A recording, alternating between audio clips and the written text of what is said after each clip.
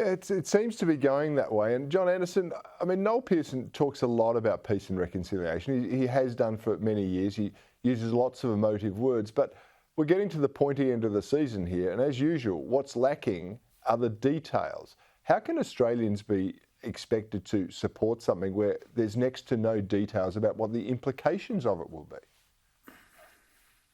Well, I don't believe they can or should be asked to support a blank cheque. And I'm amazed that, I've said this before, so I'll repeat it, that so many major corporate players in Australia are lining up to support the Voice and we're told ready to put a fortune into it. The same corporate sector that would never consider a major change to their business model without careful examination of every last bit of detail to ensure that it was a proposition that was going to advance the bottom line. They'd be looking at competition law, they'd be looking at taxation, they'd be looking at what it meant for their profitability. And yet here we are being asked to change the national constitution to entrench a second bite at the cherry for one group of Australians. That is a big deal.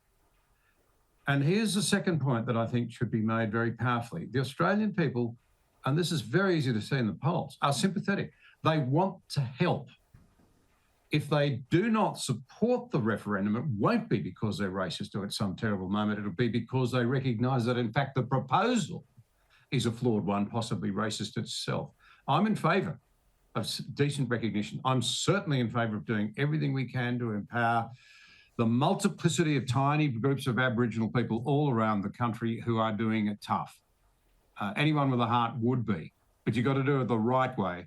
And the right way begins with recognising that the dividing line between terrible outcomes and good outcomes is not a racial line. It has far more to do with the family and community environment in which our young Australians grow up in, and there hasn't been enough emphasis on that.